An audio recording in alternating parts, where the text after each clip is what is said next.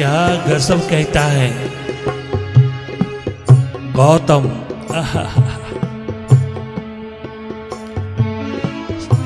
भगवान महावीर का सेवक स्वामी गौतम, उनके दो अनन्य शिष्य हुए, एक गोशालक और दूसरे गौतम। गोशालक ने बहुत साथ दिया, किंतु अहंकारी हो गया, अभिमानी हो गया। वो अन्य किसी को भी भगवान महावीर के चरणों में नहीं आने देता था। वो स्वयं ठेकेदार बन के रहना चाहता था। गोशालक बहुत ऊंचा विद्वान था, बहुत गजब का लर्नड व्यक्ति था।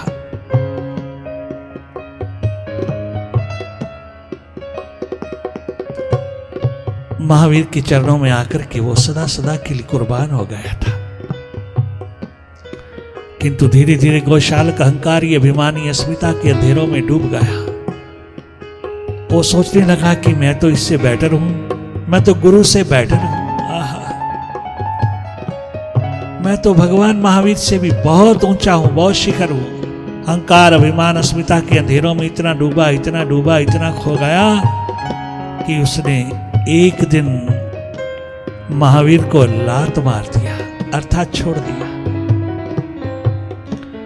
और उसके पैरेलल चलता रहा। जहां जहां महावीर जाते वहीं वहीं जाता, और पैरेलल अपनी सभा जुटाता। परंतु महावीर ने कभी किसी प्रकार से कोई भी रिएक्शन नहीं दिखाया, प्रतिक्रिया नहीं दिखाई, क्योंकि वह तो भगवत स्वरूप थे। वो देख रहे थे कि सारा खेल प्रकृति का है, और प्रकृति हम सब के ऊपर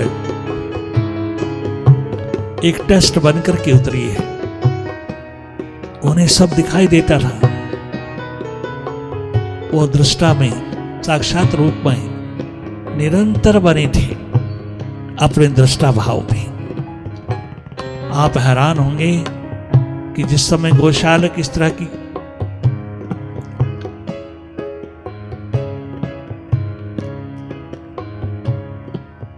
अहंकार, अभिमान, अस्मिता की धारा में उतर रहा था, उसी वक्त गौतम का आगमन हुआ।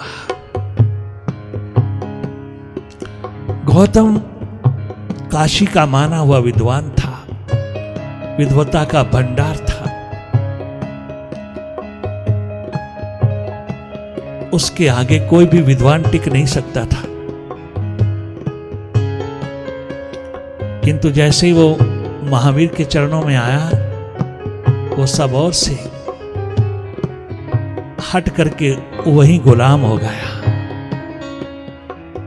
उसका माइंड वहीं पर संतुष्ट, तृप्त हुआ। गौतम बहुत ऊंचा शिखर विद्वता का महावीर के चरणों में झुक गया।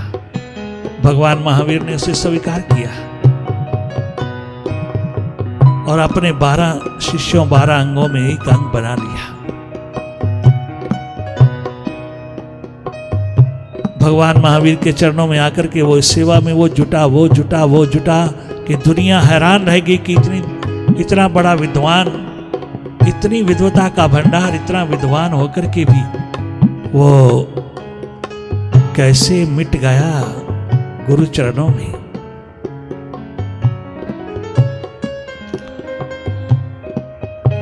गौतम ने अपना सारा जीवन उसके चरणों में मिटा डाला। अपनी विद्वता, अपना माइंड, अपनी बुद्धि सब कुर्बान कर दिया। वहां पर उसने अनुभव किया कि सच्चिदानंद स्वरूप यही है जीवन जगमगाता हुआ, जिसको मैंने पिरोना है। वो नौजवान नवयुवक गौतम उसके चरणों की सेवा में डूब गया। उधर गोशालक ईर्ष्या द्वेष की अग्नि में जल उठा। वो लगातार पैरेलल अपनी सभाएं जुटाता और भगवान महावीर को हर तरफ से अशांत करने की कोशिश करता, किंतु वो नहीं हुआ। वो अशांति उनको छू नहीं सकती। वो शांति मस्ती के दीप, जगमगाते नूर, एनलाइटन स्टेट में उतरे हुए, प्रकाशमान स्थिति को अनुभव करते हुए वो बुझे दिए जलाते चले जा रहे थे। इसलिए वो अहंकार, अभिमान, अस्मिता के अंधेरों में डूबा हुआ गोशालक उनका कुछ बिगाड़ ना सका। और उधर गौतम अपनी सेवा साधना की मूर्ति बनकर की धन्य धन्य करता चला गया।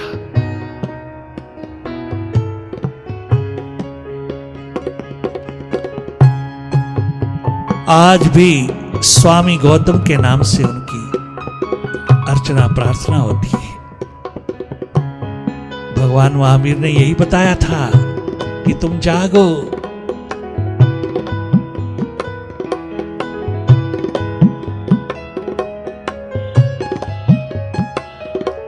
सुप्ता अमुनि असुप्ता मुनि। बहुत छोटी सी बात करता था, बहुत छोटी सी बात कहते थे। वह छोटी छोटी बातों में सारा ज्ञान भरा था, छोटी छोटी बातों में सारा विज्ञान भरा था जीवन का।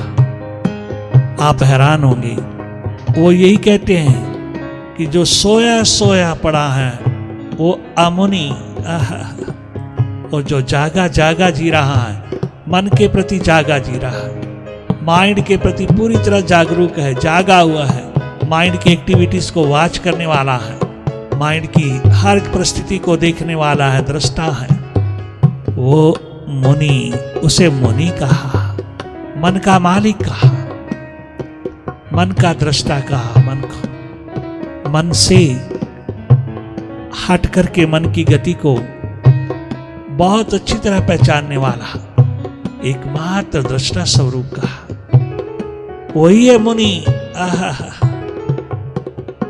उन्होंने कभी नहीं किसी प्रकार की अन्य धारणा बनाई, अन्य इंटरप्रिटेशन लिया। उन्होंने यही कहा, जो सोया सोया जी रहा है वो अमुनि, और जो जागा जागा जी रहा है वो मुनि। क्या गजब की पुकार, प्यास दर्द दीवानगी की भरी हुई उन्होंने उठा दी। सारा जगत इसी छोटी सी बात पर कुर्बान हो गया। गौतम ने अपना सारा जन्म विद्वता का भंडार बनकर के जो आया था वो उनके चरणों में सदा के लिए कुर्बान कर दिया, और उसके होते होते भगवान महावीर विदा हो गए संसार से।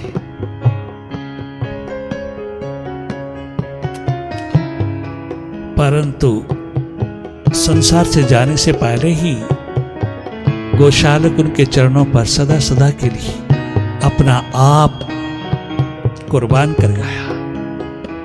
हैरान कर दिया सारे संसार को कि जो गोशालक जिंदगी भर अपने गुरु की स्पर्धा करता रहा, जेलस होकर के तमाम तौर तरीके से ईर्ष्या द्वेष की अग्नि में जलता रहा और अनेकों प्रकार की अपमानजनक सभाओं में लगा रहा, यहां तक कह देता था कि मैं हूं असली महावीर, मैं हूं असली भगवान, ये नहीं, ये धोखा है, प्रेम है, कपट है, जाल है, इसके पास कुछ भी नहीं। वास्तविकता का स्वरूप देखना है तो मेरे में देखिए, आई विल शो यू। यहां तक कह देता था अनेकों अनेकों लोगों के सामने। परंतु आप हैरान होंगे, आखिरी घड़ी में, आखिरी दम में गोशालक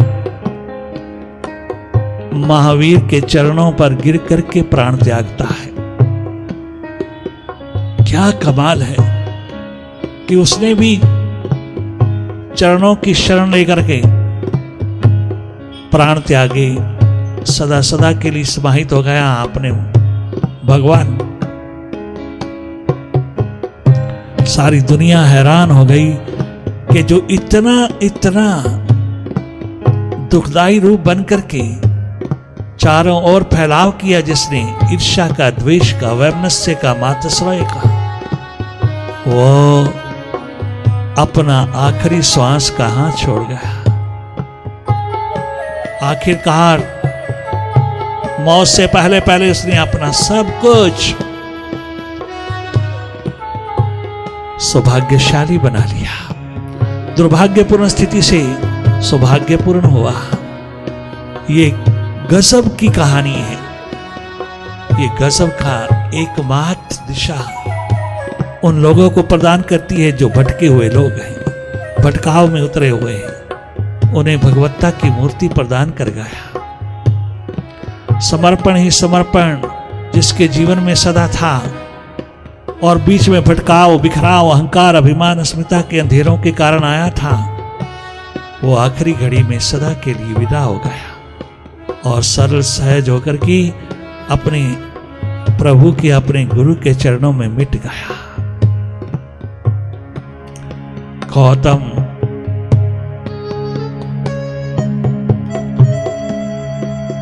महावीर के जाने के पश्चात उनकी तमाम शिक्षाओं का उदाहरण बन गया। उसने अपने 11 को डिसाइपल्स को लेकर के 12वां स्वयं सारे जगत में छा गया। ये है प्यास,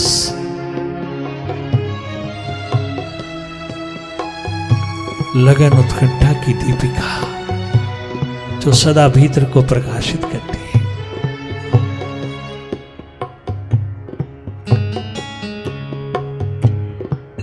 जो भी इसमें उतरा वो आनंदित, मोदित, मस्ती का एक महान खजाना बन के उतरा।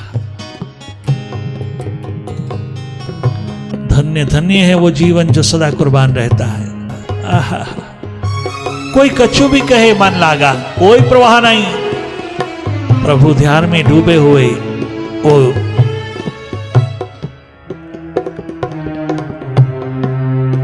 ग्रस्त को अपने भीतर का ग्रह मालिक के लिए बना लिया, अपने भीतर का ग्रह मालिक को प्रदान कर दिया और जीवन में सदा सदा के लिए धन्य धन्य कर गए। आप देख लेना, आहा, मीरा, सहजो, राबिया, इंदुमती गार्गी, दयाबाई, ये दीवानी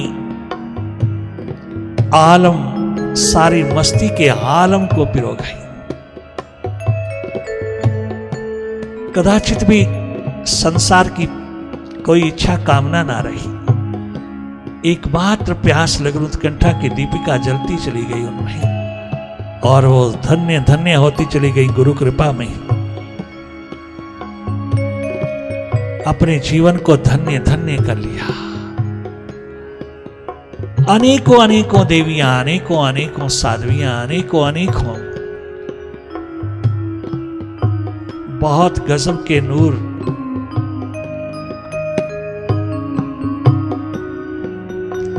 त्यागी शिखरों ने जीवन को जगमगा लिया।